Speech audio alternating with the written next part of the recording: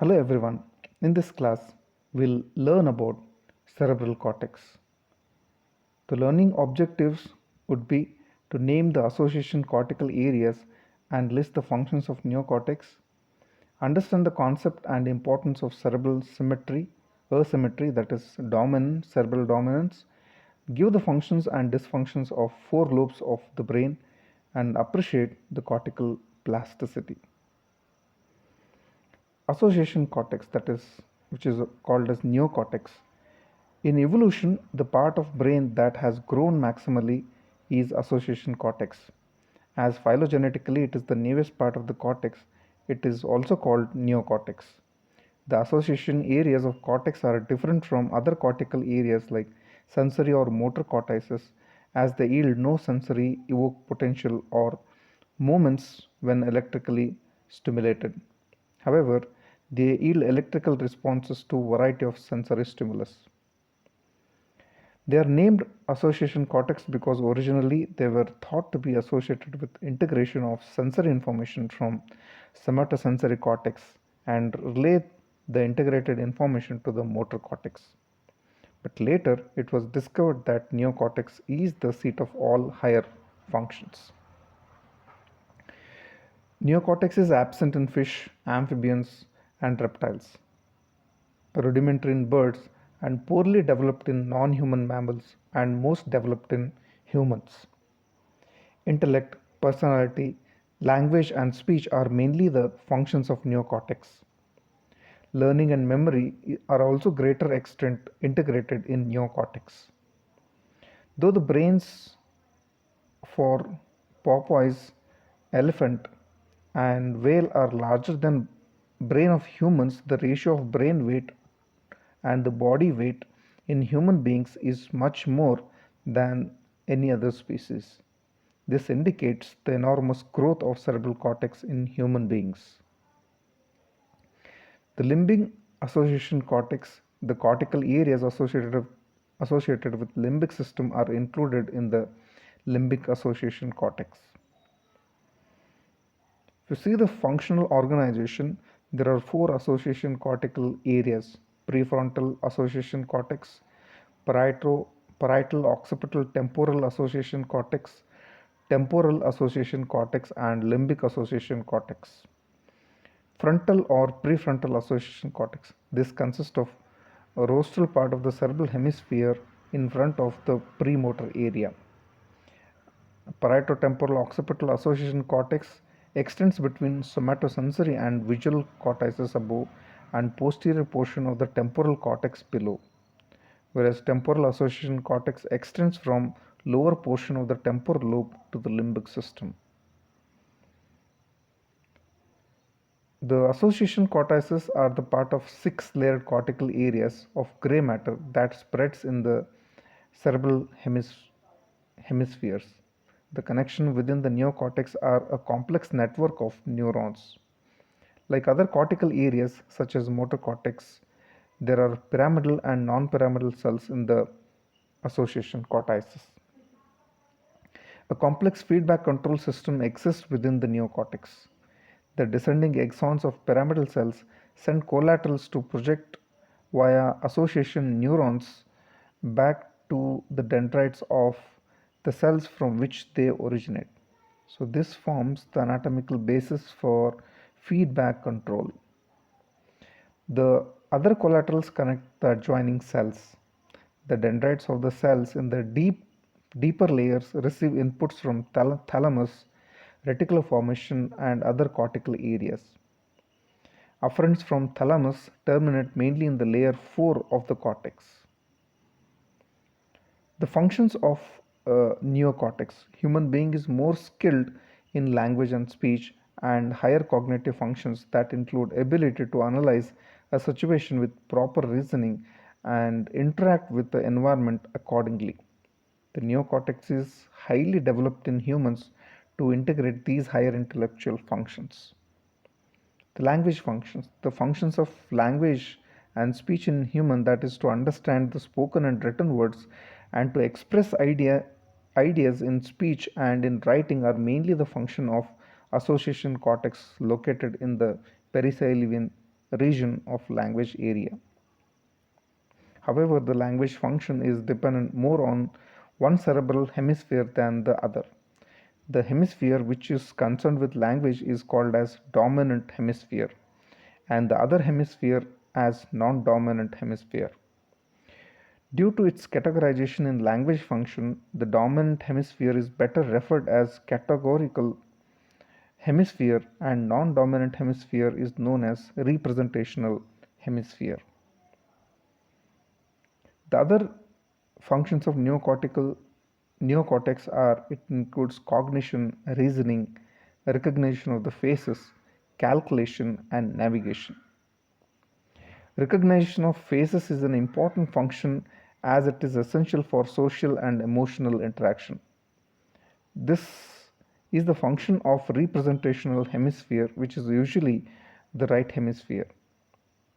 The integration and storage of information regarding recognition of faces occur in the right inferior temporal lobe that receives visual inputs from objects, particularly the visual impression of faces.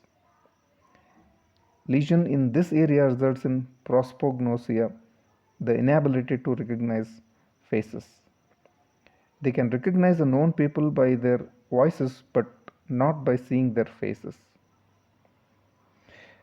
Calculation. Two brain regions are involved in the arithmetic calculation. The inferior part of the left frontal lobe, the area concerned with actual calculation, and the area around the interparietal sulci of the parietal lobes of both the sides. The areas are concerned with memorizing the numbers and finger counting. The lesion in the frontal lobe results in acalculia, that is impairment of mathematical ability. Navigation, that means sense of direction finding. This is a special spatial skill. It is more developed in man than in woman. Men usually try to find out directions themselves when they are lost, whereas women do seek others' help for the same. Right side hippocampus, which is concerned with learning, and the right caudate nucleus, which is concerned with the movement, are the areas involved in navigation. The actual site and mechanisms for cognition and reasoning are not known. Cerebral asymmetry, that is cerebral dominance. Two hemispheres serving discrete functions have been referred to as the cerebral asymmetry. Especially the function of language and speech in human are more localized in one cerebral hemisphere than the other. The hemisphere which is concerned with the language function has traditionally been called dominant hemisphere and the opposite hemisphere non-dominant or representational hemisphere. Rather, one hemisphere is categorized for language function. However, this does not mean that the non-dominant hemisphere is less developed. Due to this categorization in language function, the dominant hemisphere is better referred as categorical hemisphere. The non-dominant hemisphere is rather focused in functions concerned with more visuospatial relations, that is, recognition of faces, drawing pictures, identifying objects by their form, recognizing musical themes, etc. Therefore, non-dominant hemisphere is better referred to as a non-categorical or representational hemisphere. Thus, the categorical hemisphere, which is usually in the left hemisphere, is specialized for verbal and sequential processing of higher functions, and the representational hemisphere, which is usually the right hemisphere, is specialized in non-verbal, non-mathematical, and non-sequential processing of higher function, mainly the visuospatial tasks such as observing faces. Also, categorical hemisphere mediates mathematical learning and representational hemisphere mediates musical perception. It is not only the language and visuospatial functions that exhibit preference of their location in one hemisphere, but also the other functions. For example, volitional control of the movement is integrated more in left central motor cortex. A symmetry exists also for cognitive and other higher functions in the cerebral cortex. This was observed by surgical section of corpus callosum, that is, the split brain preparation, which was first undertaken to prevent spread of activation of opposite cortex during epileptic fit. Studies in subjects with the congenital absence of corpus callosum have also revealed the same. Roger Sperry, the founder of the split brain preparation, noted in 1950s that intellectual left hemisphere is highly evolved and a relatively retarded right hemisphere generally lack higher cognitive function. Relation with handedness. Specialization of the hemisphere is linked to handedness. About 90% of the human population are right-handed. In 96% of the right-handed individuals, left hemisphere is a categorical or dominant hemisphere. Only in 4% the right hemisphere is dominant. In left-handed individuals also left hemisphere is categorical hemisphere. In 70% right hemisphere is dominant and only 15% no clear lateralization in 15%. Therefore, left hemisphere is often regarded as a dominant hemisphere, specialized in language function, and the right hemisphere is non-dominant, uh, and it is specialized in visuospatial function. Thus, broadly, it is stated that the left hemisphere is meant for vocalization and right hemisphere is for recognition of faces. It has also been observed that the language disorders are more common in left-handers, though they are more talented in spatial functions like music and art.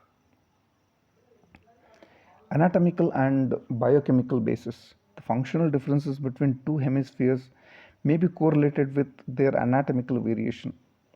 The planum temporale, an area in the superior temporal gyrus involved in language-related auditory processing, is significantly larger in the left hemisphere. It has also been confirmed by the imaging studies that the upper surface of the left temporal lobe, the area primarily concerned with the speech and language function, is larger in right-handed individuals. In patients, the reduction in the size of the left superior temporal gyrus is correlated with the degree of disorders of the thought and language. There is a biochemical differences between the two hemispheres. Though the neurochemical basis of language and other cognitive function is not clearly known, the dopamine concentration is high in the nigrostriatal pathway on the left side of the basal ganglia in right-handed individuals. The effect of the lesions. A small lesion of the language area in the categorical hemisphere produces significant language deficits, whereas widespread lesion of the same area in the representational hemisphere does not. Rather, lesion in parietal lobe of the representational hemisphere produces visuospatial deficits like astereognosis, that is, inability to identify object by palpating them with eyes closed, and agnosias, that is, loss of ability to interpret sensory stimulus with intact sensory modality. Especially lesion of the inferior parietal lobule in representational hemisphere produces unilateral inattention called hemineglec. These individuals ignore stimuli originating from the contralateral half of their bodies, though they do not have any primary visual, auditory, or somatosensory deficits. In severe cases, they do not dress half their bodies, shave half their faces, eat from half the plate, or even read half of each page. Mental depression is more common in patients with diseases affecting categorical hemisphere, whereas patient may be euphoric when the diseases involve representational hemispheres. Functions of the different lobes of brain. Each hemisphere of the brain consists of 4 lobes. the parietal lobe, temporal lobe, occipital lobe, and frontal lobe. Parietal lobe. The parietal lobe lies posterior to the central sulcus and rostrodorsal to the lateral sulcus, and it is divided into two regions. The anterior region that mainly contains primary somatosensory cortex, that is Brodmann's area 312. The posterior region that contains other sensory areas, which is considered to be association sensory cortex. This includes area 5 and 7 in the upper part and areas 39 and 40 in the lower part. Afferent connections to the parietal cortex. Parietal association cortex is mainly involved in the processing and integration of sensory information. However, each area has separate connection and functions. Area 312 constitute primary sensory cortex, and it receives input from all sensory modalities through thalamus. Area 5 receives input from motor cortex and thalamus. The cortical inputs come from somatosensory area 1 and thalamic inputs come from nucleus lateralis posterior. Cortical inputs provide somatosensory and vestibular informations. Area 7 also receives input from cortex and thalamus. The cortical outputs come from pre-striate visual cortex and thalamic inputs come from pulvinar area. Cortical inputs provide somatosensory and vestibular information. Inferior part of the parietal lobe, that is area 39 and 40, receive inputs from superior temporal gyrus, prefrontal cortex, that is area 8, 45 and 46, and cingulate cortex, that is area number 23 and 24. Efferent connections. Unlike discrete afferent connection, efferent fibers have a common and mostly overlapping destinations in the cortex, basal ganglia, and subthalamus. Area 5 mainly projects to the premotor and motor cortices that are involved in generation of somatic movements. Area 7 projects to parahippocampal gyrus and subcortical areas that are destined for limbic structures. Functions of parietal cortex. Area 312 meant for perception of sensation, especially the cortical sensation, that is stereognosis, tactile localization, 2-point discrimination, fine touch, proprioception, and vibration. Area 5 is more involved in the processing of somatosensory information to produce movement. The area 7 primarily processes the visual information in order to produce not only movement but also arousal, attention, and emotion. Effects of lesion. The lesion in the parietal lobe results in the following syndromes. Hemineglect. The patient neglects the contralateral parts of the body and contralateral portion of the external world. In extreme cases, they do not dress half their body, eat only from half the plate, or even read half of each page. So there can be language defects. Patients with left parietal lesion have a difficulty with the second half, but not the first half of the words, both in writing and speaking. In some patients with parieto-occipital lesions write only the consonants and omit vowels. Motor defects. Most striking defect in the inability to reach accurately for objects. Lesion of area 5 causes deficit in tactile reaching, and lesion of area 7 causes deficit in visual reaching. Sensory deficits. Loss of all cortical sensation resulting in stereognosis, loss of tactile localization and 2-point discrimination, and severe impairment of fine touch, vibration, and proprioception if somatosensory cortex 1 is damaged. Pain, temperature, and crude touch are least affected. If areas 5 and 7 are involved, impairment occurs in the learning and retention of the task. So these are the Brodmann's areas of cerebral cortex. Notably important are the motor area 4 and 6,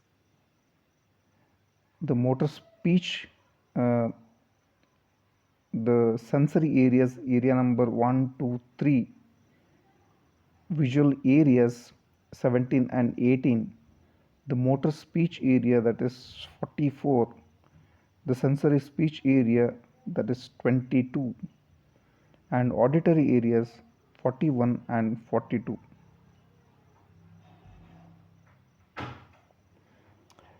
Deficit in spatial perception.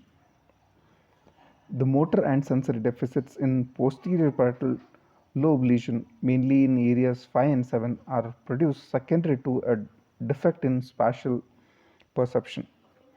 Brain receives sensory information but unable to integrate for spatial orientation that results in both inaccurate reaching and wrong interpretation of tactile cues. There will be difficulty in dealing with three-dimensional space. Bilateral parietal lesion causes spatial disorientation, that is, patient cannot find his way even in familiar surrounding. There can be attention deficit. Motor and sensory deficits in posterior parietal lobe lesion may also be due to defect in attention.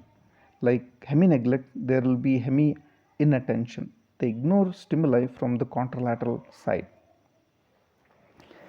Constructional apraxia, bilateral parietal lesion, there is inability to copy an object or even simple design. This is called constructional apraxia. That means inability to perform organized movements in the absence of paralysis. In bilateral lesion, also there will be abolition of visual spacing, placing, though tactile placing will be retained. Coming to the temporal lobe is divided into three regions: superior temporal gyrus, inferior temporal gyrus, and mediobasal portion of the temporal lobe. Superior temporal gyrus. This consists Brodmann's areas 22, 41, and 42. This is primarily concerned with audition. The areas 41 and 42 constitutes primary auditory cortex that receives input from medial geniculate body and projects to area 22, which is crucial for understanding speech. The area 22 receives input from peristriate visual areas and project to the frontal lobe, parietal lobe, and cingulate gyrus. Thus, area 22 processes visually perceived words and symbols. Inferior temporal gyrus consists of Brodmann area 20, 21, and 37. This is primarily concerned with vision. It receives input from peristriate visual areas, pulvinar areas of thalamus, and parietal lobe. It projects to peristriate visual areas, amygdala, entorhinal cortex, and basal ganglia. Then mediobasal portion of the temporal lobe, it's mainly the anterior part of the temporal lobe that consists of amygdala, hippocampus, and other limbic structures, and prepiriform cortex and other cortical areas concerned with olfaction. This part of the temporal lobe is concerned with limbic functions and olfaction. The effect of lesion. The important deficits observed following lesion of temporal lobe are prosopagnosia, that is inability to recognize known faces, though the patient can identify the people by hearing their voices. Even he may not identify his own face seeing in a mirror. So this is not a perpetual deficit. The lesion involves the inferior temporal lobe. Patient usually also have achromatopsia, that is cerebral color blindness. Auditory deficits. The deficit occurs mainly in the auditory discrimination learning. Though the temporal lobe receives heavy inputs from medial geniculate body, the lesion in the superior temporal gyrus produces deficits only in distinguishing between complex sounds, that is, auditory tasks. Visual defects. Lesion affecting the inferior temporal lobe results in deficits in visual discrimination learning. Difficulty not only occurs for learning new visual discrimination tasks but also the previously learned tasks are not remembered. Though visual perception is less affected, visual memory is significantly disturbed. There can be memory defect deficits. Lesion in the left temporal lobe affects verbal memory, and lesion of the right temporal lobe affects non-verbal memory. Short-term memory depends on lateral temporal cortex. If hippocampus and amygdala are affected in temporal lobe lesion, deficit occur in long-term memory. Clever-Bussy syndrome occurs on removal of the temporal lobe of both the sides, uh, and it was first described by the Clover and Bussy in experimental animals. The animals are called Clover-Bussy animals. Then coming to frontal and prefrontal lobes. The part of the cortex rostral to the central sulcus, that is precentral sulcus, and medial to the sylvian feature is the frontal lobe. It is divided into three parts: precentral region, transitional region, and prefrontal association cortex. Precentral region contains primary motor cortex, that is area 4, and premotor cortex area number 6. These areas control movements, both skilled and postural. The transitional region is the area between precentral gyrus and prefrontal cortex. This includes area 44 and area 8. Area 44 is the motor speech area that controls motor activities of speech apparatus, and area 8 is the frontal eye field that controls eye movement. Prefrontal association cortex. The prefrontal association cortex includes area 9 to 14. This is subdivided into orbital region, that is area 11 to 14 and 47, and the dorsolateral region, that is area 9, 10, 45 and 46. Area 24 of the prefrontal lobe, that is situated in the cingulate gyrus, is a part of Pepper's circuit which plays an important role in genesis and control of emotion. The orbital region connected with the temporal lobe, olfactory cortex and limbic structures. Dorsolateral region receives input from various sensory modalities that include visual inputs from peristriate cortex and inferior temporal gyrus, and auditory inputs from superior temporal gyrus.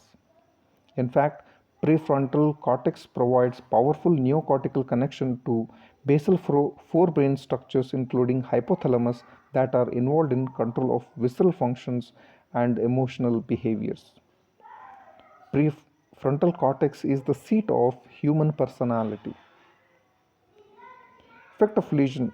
The effect of lesion of the frontal lobe there follows motor deficits. The lesion of the motor cortex results in hypertonia at rest and inability to react in terms of past experience. Postural reflexes are preserved except hopping and placing reaction. Central feature of frontal lobe lesion is inability to perform a delayed response task and uh, preservation. Limbic dysfunctions. Limbic dysfunction, especially emotional shallowness, occurs in prefrontal lesion. There is also impairment of memory and learning capacity. Personality changes, lack of initiative, and inability to assess personal performance are striking changes in the personality in frontal lobe lesion. Other features are tactileness, change in the social habits, impaired concentration, disturbance in the judgment, and tendency towards irresponsible behavior. Prefrontal lobotomy and frontal lobe syndrome. When the connection of hypothalamus with prefrontal lobe is cut, that is called as prefrontal lobotomy. The major areas of prefrontal lobe are disconnected, that is areas 8 to 12, 44 and 47. So this is associated with the frontal lobe syndrome, which is characterized by difficulty in planning due to the flight of ideas, sense of well-being, that is euphoria, and failure to understand the seriousness of others' feeling, loss of recent memory with impairment of moral and social sense. There will be loss of attention and ability to concentrate, and there will be decreased in mental drive and lack of initiation. There will be emotional instability, may be associated with hyperphagia, urinary and fecal incontinence. Coming to occipital lobe, this area of the brain is posterior to the parieto-occipital sulcus. It is mainly concerned with vision. It contains area 17, that is primary visual cortex, and 18 and 19, the association visual cortex of higher order of visual cortex. Coming to cortical plasticity, the basic element of the nervous system is the neuron. The neural connections are determined genetically, and once established, they remain almost throughout the life. However, in some special circumstances, synaptic connections can be modified in CNS, especially in the brain. This ability to modify is referred as cortical plasticity, or more broadly, the neural plasticity. But in what situation and by what mechanism do the neurons modify? There are three known major circumstances of neuronal plasticity. That is, it can happen in postnatal modification and changes as consequence to injury to the brain, and they can happen during the learning uh, or experience.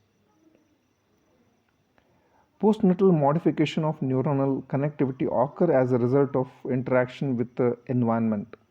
Environmental effects affect development and alteration of many neural connections. During this early phase of development, many neural changes occur. Changes in cellular, axonal, and synaptic parts of the neuron. The number of synapses increase during development until maximum levels and gradually reached in the early adulthood. The developmental neuroplasticity exhibit an early critical period of development during which neuronal connections are or sensitive or plastic to the environmental influences. After this critical period, they are not sensitive to the change. Response to injury in adult brain. In poikilothermic vertebrates, axons in the central nervous system, if damaged, show enormous capacity to regenerate. The regenerated connections function nearly normal. In homeothermic vertebrates, regeneration mainly occurs in the peripheral nervous system. Following injury to the central nervous system, the regeneration is incomplete. However, significant modification do occur. For example, the phenomena of axonal sprouting that occurs following spinal transaction. Axonal sprouting also occurs in other structures in the central nervous system, including hippocampus, septum, cerebellum, and red nucleus. In some cases, new connections have indeed formed functional connections. For example, the cerebellar projection to red nucleus is preferentially to the soma and proximal dendrites of the neurons, whereas cortical projection to red nucleus primarily ends on the distal dendrites.